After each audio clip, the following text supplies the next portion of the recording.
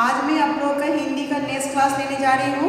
Class 2 का Hindi chapter 14 गुलमोहर की वर्षगांठ। तो जैसे कि आप जानते हैं, नाम से ही पता चला है कि ये वृक्ष का नाम है वर्षगांठ यानी जन्मदिन मनाना। तो इस कहानी का एक रोचक कहानी है। तो आइए हम लोग इसको पढ़ते हैं। सभी अपनी किताब में पेज नंबर 93 निकालें।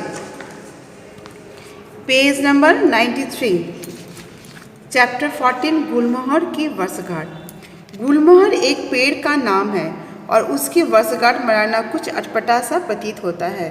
इस पाठ से बच्चों का प्रकृति के प्रति प्रेम अभिव्यक्त हुआ है। तो ये एक पेड़ का नाम है। तो इसमें एक गुलमोहर पेड़ की वर्षगांठ यानी जन्मदिन मनाया जाता है, जो कि काफ़ी रोचक है। तो इसमें आपको पता चलेगा कि बच्चों का प्रकृति के प्रति प्रेम की भावना जगेगी। बच्चे अपने जन्मदिन तो मनाते हैं, पर पेड़ का जन्मदिन मनाना एक शुभ संकेत को इंगित करता है। यह वृक्ष रोपण द्वारा पर्यावरण रक्षा के प्रति हमें सचेत करता है। तो सभी बच्चे अपना जन्मदिन मनाते हैं, लेकिन एक वृक्ष का जन्मदिन कोई नहीं मनाता है। लेकिन वृक्ष का कोई जन्मदिन मनाए तो वह एक शुभ संकेत माना जाता है, और वृक्ष रोपण द्वारा पर्यावरण रक्षा के प्रति भी जागरूकता होगी। फिर है, प्रातः काल का समय था। पूर्वा बिस्तर पर लेटी लेटी कुछ सोच रही थी। तो प्रातः काल था, सुबह हो चुकी थी। वो बिस्तर पर सोई हुई कुछ सोच रही थी। उसने एक कागज़ निकाला, उसके कोने पर एक चित्र बनाया। उसमें पीला और केसरिया रंग भर दिया। गुलमोहर का एक सुंदर फूल बन गया। उसने कुछ और कागज़ों पर गुलमोहर के फूल बनाए। तो पूर्वा जो है, जब सुबह उठी तो उसने बिस्तर में लेटी लेटी वो कुछ सोच रही थी, और एक कागज़ निकाल के उसने एक पीले और केसरिया रंग का गुलमोहर का एक फूल बनाया, और धीरे धीरे उसने काफ़ी सारे फूल बनाए। फिर पेज नंबर 94, फूल के नीचे निमंत्रण पत्र लिखा। फिर फूल के नीचे एक पत्र लिखा, मोदी भवन, जनकपुरी, नई दिल्ली, 5 जुलाई। प्रिय सखी गरिमा, सप्रेम नमस्ते। तुम्हें यह जानकर प्रसन्नता होगी कि 8 जुलाई को मेरे प्यारे गुलमोहर के पेड़ का 6वां जन्मदिन है। मैं उसके वर्षगांठ का उत्सव धूमधाम से मना रही हूँ। तुम साय 5 बजे तक अवश्य पहुँच जाना। सायंकालीन नाश्ता हम सब मिलकर करेंगे। तुम्हारी अभिन्न सखी पूर्वा। तो इसमें तभी जिसमें उसने फूल बनाया था, उसी के नीचे उसने एक निमंत्रण पत्र इस तरह से अपने सखी को लिखा, जिसमें लिखा था कि वो अपने गुलमोहर पेड़ का वो 6वां जन्मदिन मनाएगी, और इस जन्मदिन पर वो अवश्य ही शाम 5 बजे पहुंच जाए। पूर्वा ने ऐसे ही निमंत्रण पत्र अन्य सखियों दिव्या, स्वाति, समा, फिलोमिला, तब्बू आदि को भी भिजवाएं। तो उसके और भी सारी सखियों को ऐसे ही निमंत्रण पत्र उसने भेजे। सभी सखियों को ऐसा अनोखा निमंत्रण पाकर आश्चर्य हुआ। तब्बू का तो टेलीफोन भी आया, पूर्वा यह तुम किसका जन्मदिन मना रही हो? फिर जब उसने अपनी सहेलियों को इस तरह का निमंत्रण भेजा कि वो एक गुलमोहर के पेड़ का जन्मदिन मनाने जा रही है, तब सभी सहेलियां आश्चर्य हुई। उन्हें भी ये भी अनोखा लगा, और तब्बू ने फ़ोन करके पूछा कि ये तुम किसका जन्मदिन मना रही हो? फिर है पेज नंबर 95, अपने गुलमोहर पेड़ का पूर्वा ने उत्तर दिया, अरे क्या कोई पेड़ का जन्मदिन भी मनाता है? तुम मजाक तो नहीं कर रही? तो फिर क्या कहती है? तो जब उसने तब्बू ने उसे फ़ोन किया तो उसने कहा कि तुम किसका जन्मदिन मना रही हो? तो फिर पूर्वा ने कहा कि मैं अपने गुलमोहर पेड़ का जन्मदिन मना रही हूँ।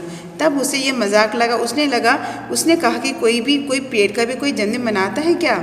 सच में मजाक नहीं कर रही, पर तुम गुलमोहर के पेड़ का जन्मदिन क्यों मना रही हो? तो वो कह रही है कि नहीं, मैं मजाक नहीं कर रही हूँ, मैं गुलमोहर के पेड़ का जन्मदिन क्यों मना रही हो? तुम उसका जन्मदिन क्यों मना रही हो? इसकी भी एक कहानी है, जब तुम आओगी तब तुम्हें सारी कहानी बताऊंगी। उसने कहा कि मैं जो उसका जन्मदिन मना रही हूँ उसका भी एक वजह है, जब तुम आओगी तब मैं तुम्हें पूरी कहानी बताऊंगी। अच्छा, मैं ज़रूर आऊँगी और तभी तुम्हारी कहानी सुनूंगी। फिर कहा कि ठीक है, मैं आऊँगी और तुम्हारी पूरी कहानी सुनूंगी। फिर क्या था, 8 जुलाई का दिन आ गया। पूर्वा के घर के पिछवाड़े के बगीचे में गुलमोहर के पेड़ के आसपास दरियां बिछी थी तथा कुछ कुर्सियां भी लगी थी। एक मेज पर खाने पीने की सामग्री रखी थी। तो फिर 8 जुलाई का दिन आ गया। पूर्वा के घर के पिछवाड़े के बगीचे, उसके जो पीछे जो घर के पीछे जो बगीचा था, उसमें वो गुलमोहर के पेड़ के आसपास दरियां बिछा दी गई और वहाँ पर कुर्सियाँ भी लगा दी गई और मेज पर कुछ खाने पीने के सामान भी रखे गए। सभी सखियों ने पूर्वा के घर घेर लिया। वे पूछने लगी, पूर्वा, तुम्हारा वह गुलमोहर का पेड़ कहाँ है? उसे हमें भी तो दिखाओ। आओ आओ, यहाँ देखो। पूर्वा ने उन्हें बगीचे में लगा गुलमोहर का पेड़ दिखाया। फिर सभी ने जब गुलमोहर के पेड़ को देखना चाहा तो उसने कहा कि आओ तुम लोग सब मिलकर ये पेड़ को देखो। कोमल कोमल पत्तियों वाला सुंदर वृक्ष। शाम के समय सूरज की सुनहली किरणें वृक्षों के पत्तों से रेशमी तारों की तरह गुजर रही थी।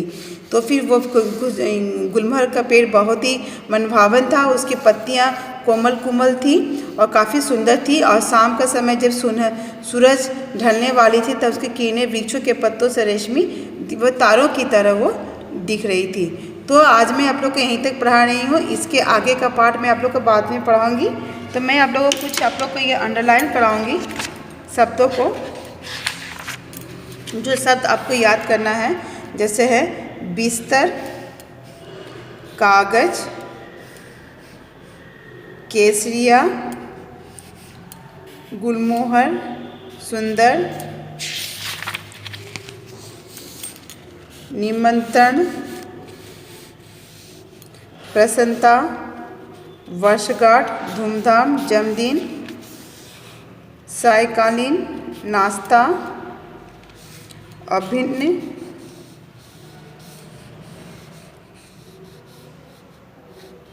अनोखा, टेलीफोन, आश्चर्य,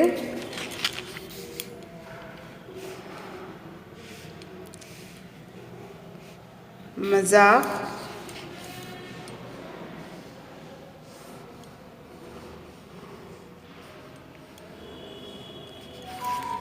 फिर कहानी, पिछवाड़ा, बगीचा, कुर्सियाँ, सामग्री,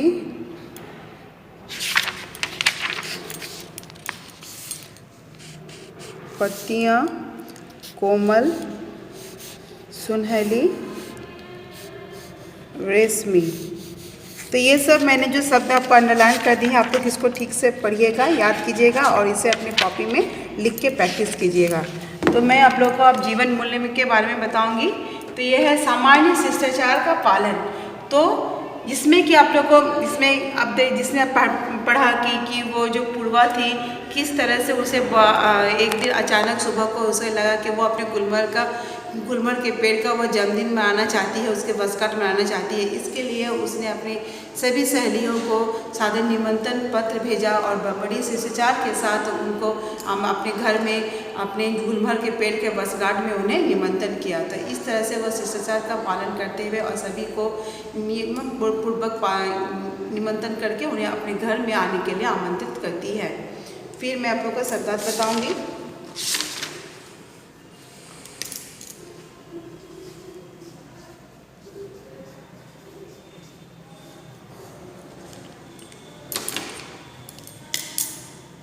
प्रातः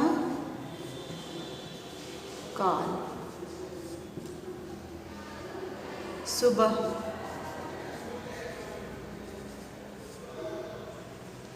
निमंत्रण,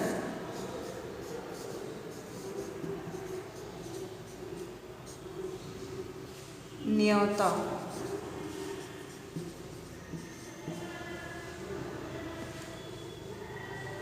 फिर है आपका कागज,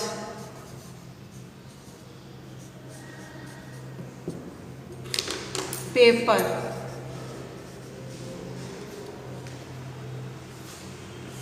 सुंदर,